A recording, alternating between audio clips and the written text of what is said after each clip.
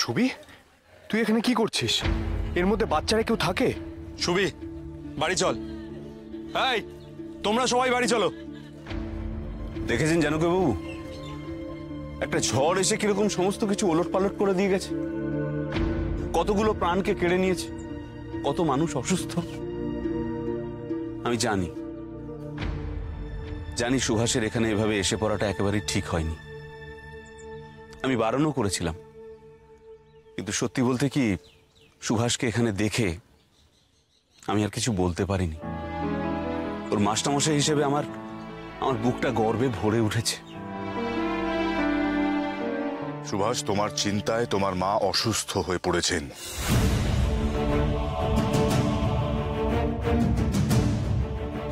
একভাবে বসে রয়েছেন, কথা বলছেন না। কি হয়েছে মায়ের? মা কথা বলছে না কেন? তোমার কি মনে হয় এই সময় তোমার মায়ের কাছে যাওয়া উচিত? কি করে এভাবে সবাইকে ফেলে চলে যাব আমি? পালিয়ে যাব? ওদিকে মাও কথা বলছে না কেন কে জানে।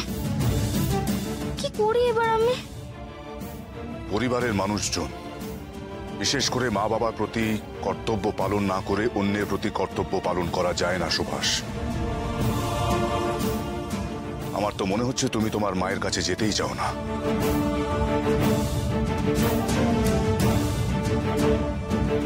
আমি বাড়ি যাব বাবা, মায়ের কাছে যাব।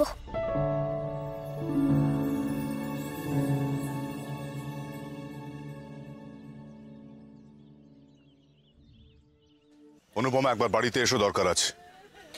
আমি কোনো যুক্তি নয়, বাড়িতে এসো। চলো সব, চলো।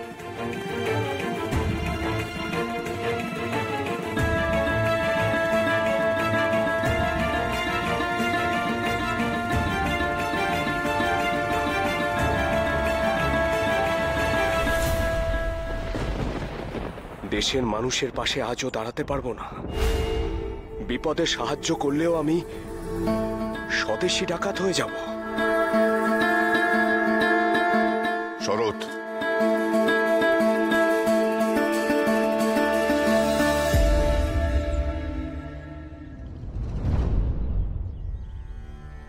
মায়ের কাছে যেতে গেলে বুঝি দেশের মানুষকে ফেলে যেতে হয়?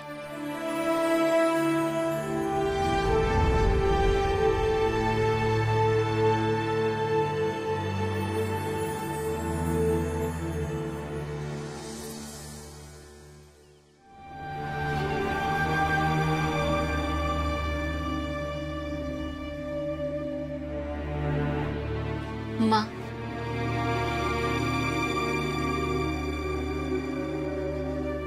সাবধানে এসো। ওরে ও প্রভা, এইভাবে বসে থাকলে চলবে মা? বলতো, হ্যাঁ, প্রমিতা চলে যাচ্ছে, তাকে তো কিছুই বানিয়ে দিতে পারলি না। জামাইটারও সেভাবে কোনো দেখাশোনা করতে পারলি না। আর কেউ কে আছে এ বাড়িতে যে তাদের এইভাবে সব দেখাশোনা করবে? বল। থাক না পিসি দিদা এখন এসব কথা। ও মা, তুমি চিন্তা করো না, সবাই তো গেছে, তুমি দেখো ওরা ঠিক সুবিকে নিয়ে ফিরবে। মা, একটু জল মুখে দাও।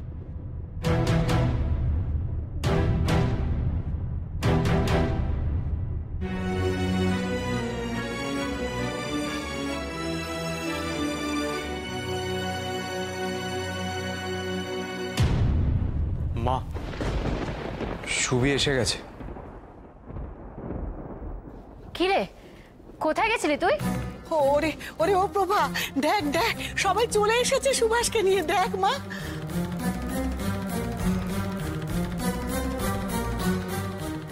মা,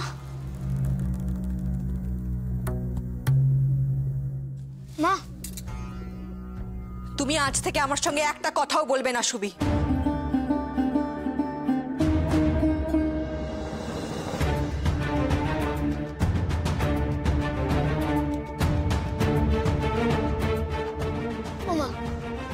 একবার আমার কথাটা শোনো মা।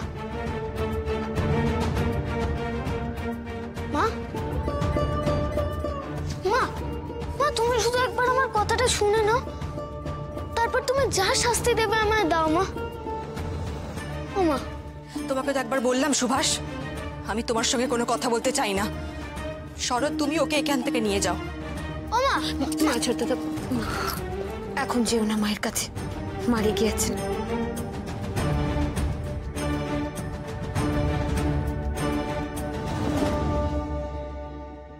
মা, এবার আমরা রওনা দেব। আর দেরি করলে পথে দেরি হয়ে যাবে। হ্যাঁ, ঠিকই তো।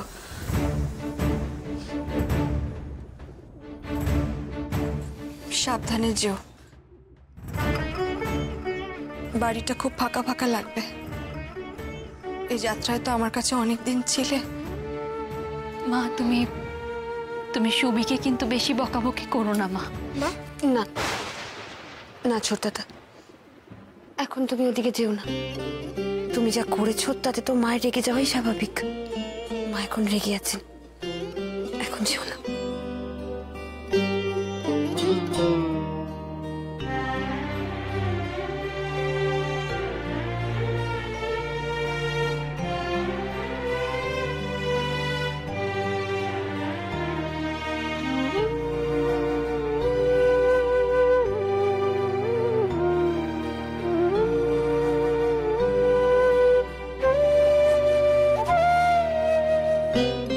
সুখে থাকিস মা, ভালো থাকিস।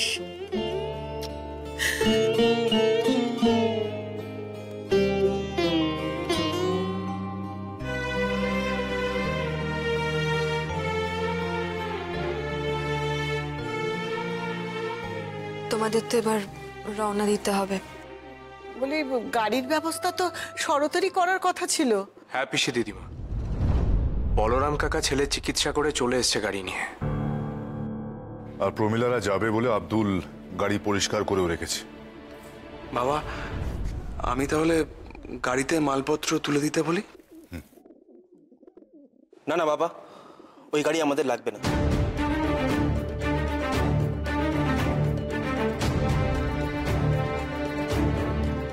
লাগবে না? তাহলে তোমরা যাবে কি করে? আমরা ভাড়া গাড়ির ব্যবস্থা করে নিচ্ছি বাবা। ও মা, সে কি কথা বাবা? তুমি জামাই বলে কথা, সে কথা হয় বলো? দেখেছো তো বড় দিদি, জামাই দাদা কেন ওই গাড়ি নিতে চাইছে না বুঝতে পারছো?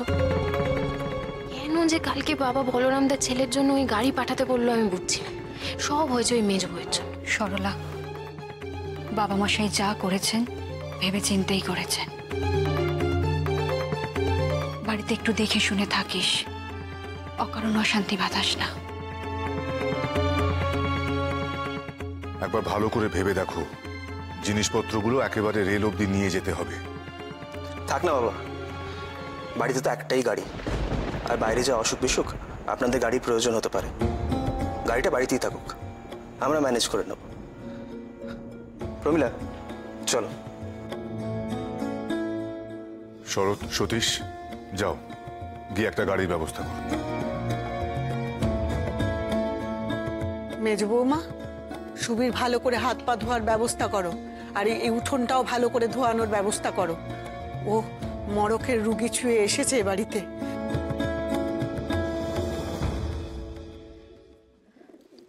সুবি, মাকে আর কষ্ট দিস না ভাই, ভালো থাকিস। বিভা, বিভা সংসারটাকে ধরে রেখো।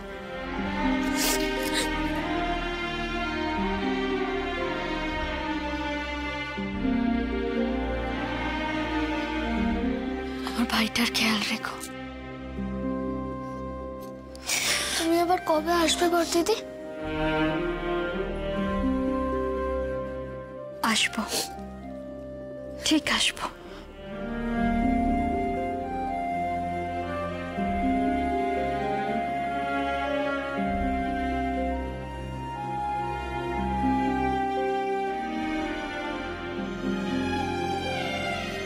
আসি বিভা।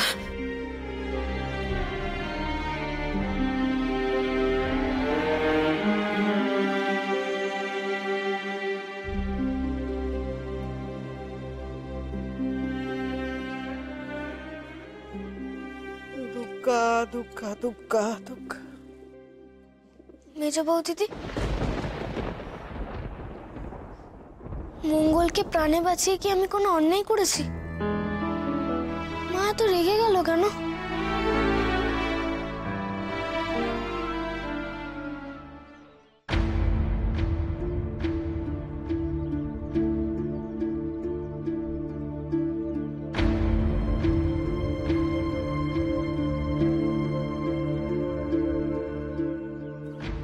দেখি এ তো আরো দুর্বল হয়ে পড়ছে, এরপর একে বাঁচানো কঠিন হয়ে পড়বে।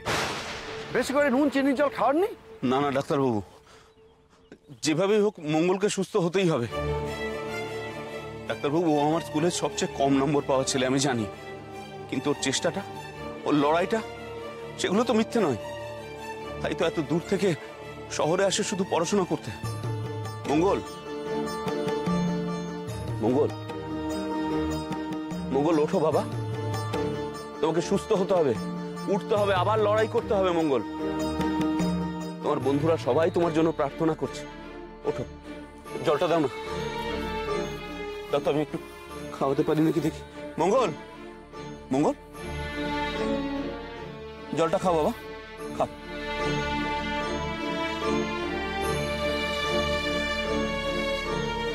অনুপম, তুমি এবার কিছু খেয়ে নাও।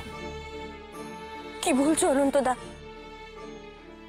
আমার দেশের মানুষগুলো এতটা কষ্ট পাচ্ছে, মৃত্যুর সঙ্গে লড়াই করছে, আমি খেয়ে নেব? অনুপমা, শোক মানুষকে দুর্বল করে না অনুপমা, আরো পরিণত করে। ও তো ঠিক কথাই বলছে। সত্যি তো, আজ যদি তুমি অসুস্থ হয়ে পড়ো, দেশের কাজ করবার জন্য একটা হাত তো কম পড়ে যাবে। সে খেয়াল কি আছে? আমি দেখছি মঙ্গলের বাড়ির কাউকে খবর পৌঁছানো যায় কি। আমি সুভাষকে কথা দিয়েছিলাম, মঙ্গলের কিচ্ছু হতে দেব না।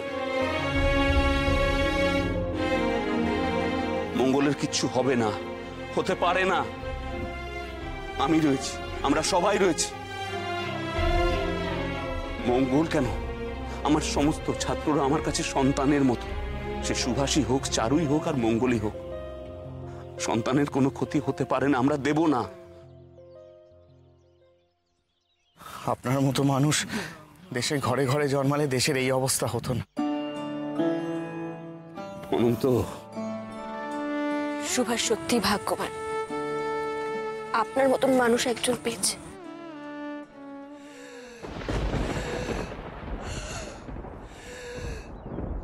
মঙ্গল, মঙ্গল, মঙ্গল, মঙ্গল, মঙ্গল, কি কষ্ট হচ্ছে? ডাক্তারবাবু, ও এমন করছে কেন? ডাক্তারবাবু, কি হলো? ডাক্তারবাবু কথা বলছে না কেন? মঙ্গল, মঙ্গল, মঙ্গল, মঙ্গল,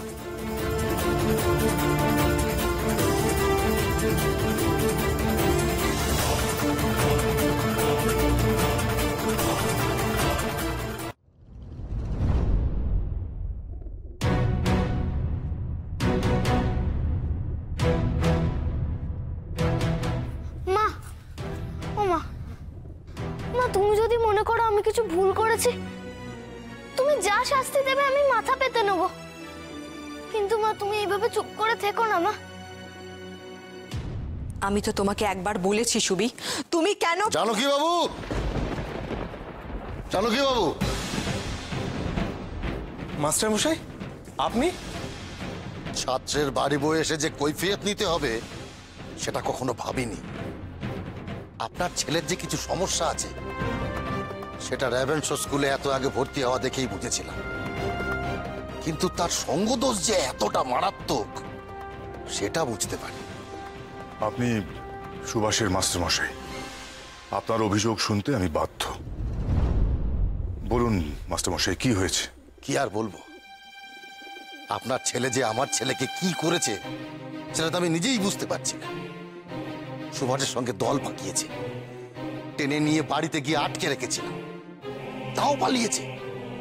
এখন ধরা পড়ে বলছে যে সুভাষদা ডেকেছে। আপনারা বড় লোক, সুভাষের কি হলো না হলো তা নিয়ে আমার কোনো মাথা ব্যথা নেই। সুভাষ পড়াশোনা করলো কি না করলো তাতে আপনাদের কিছু যায় আসে না। কিন্তু আমাদের তো ছেলেপেলেগুলোকে মানুষ করতে হবে নাকি? একটা দিনও স্কুলে থাকে না, রোজ রোজ দল জুটিয়ে স্কুল পালাচ্ছে। সুভাষের যদি স্কুল থেকে নাম কাটা যায়, আপনি অন্য কোনো বড় স্কুলে তাকে ভর্তি করে দেবেন। আপনার সে ক্ষমতা আছে, পয়সা আছে, কিন্তু অন্য ছেলেপেলেগুলোর কি গতি হবে বলুন তো? সুভাষ দাদা তো কোনো অন্যায় করেনি, বন্ধু হয়ে বন্ধু সাহায্য করেছে।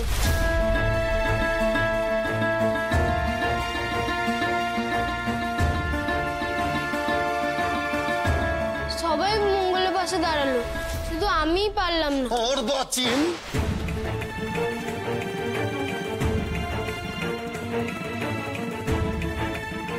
সুভাষের সাথে মিশে এই শিখেছ? বাবার মুখে মুখে তর্ক, বন্ধু প্রীতি, বন্ধুর পাশে দাঁড়ানো না? এই ভূত যদি তোমার ঘাট থেকে আমি না নামিয়েছি, তবে তোমাকে আমি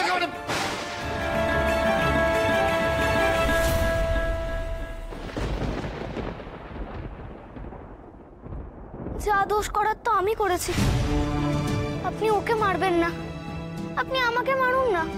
সালিশি হচ্ছে? হ্যাঁ জানকী বাবু, দেখুন, নিজের চোখেই দেখুন। অর্ধেন্দু, তুমি আর ওইভাবে পালিয়ে যাও না, বাবার কথা শুনো। আমিও আর কখনো ওইভাবে পালিয়ে যাব না। সবাই আমার উপরেও খুব রাগ করে আছে।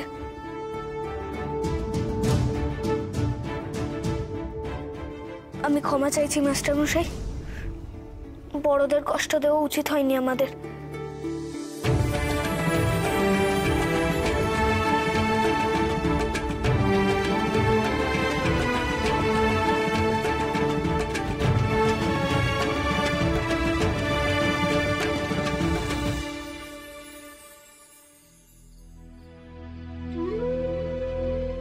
সুভাষ স্কুলের ছেলেদের খেপিয়ে তুলেছে, মরকের মধ্যে নিয়ে গিয়ে ফেলেছে। আজ যদি ছেলেগুলো রোগে পড়ে কি হবে তখন? একটা দিনও স্কুলে থাকে না, রোজ রোজ দল জুটিয়ে স্কুল পালাচ্ছে। অর্ধেন্দু, তুমি আর ওইভাবে পালিয়ে যাও না, বাবার কথা শুনো। আমিও আর কখনো ওইভাবে পালিয়ে যাব না।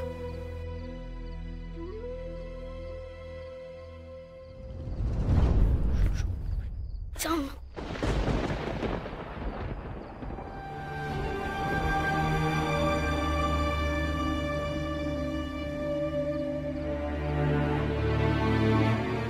মা, আসবো? তুমি একা আসবে ভেতরে, বড় জোর মেজ বৌমা আসতে পারে।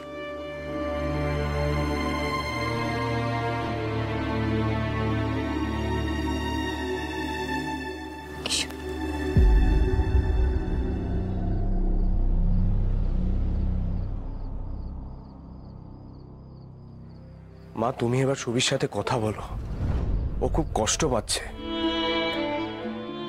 আমিও প্রথমে ওর উপর রাগ করেছিলাম, কিন্তু তোমার সাথে কথা বলার জন্য খুব কান্নাকাটি করছে।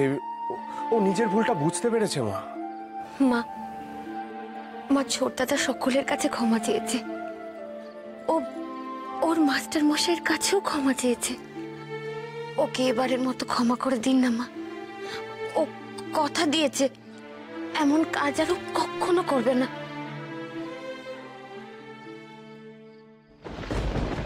সে কথার কি কোনো দাম আছে মেজ বৌমা? শুনেছিলাম ও তো তোমাকেও কথা দিয়েছিল, ও সে কথারও দাম রাখেনি।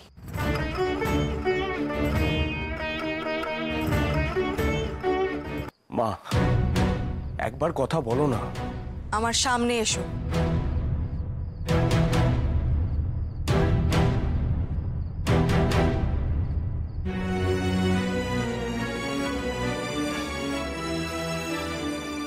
আমার চোখের দিকে তাকাও সুভাষ।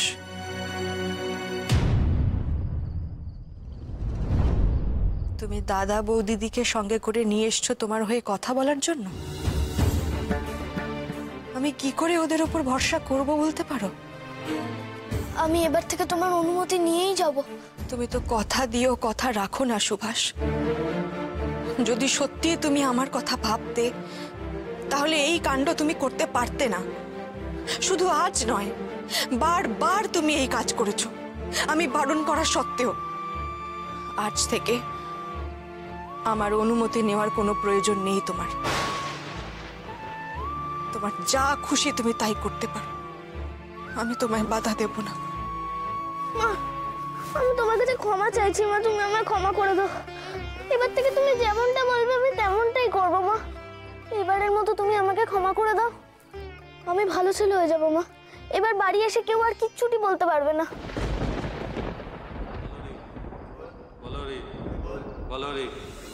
বলরি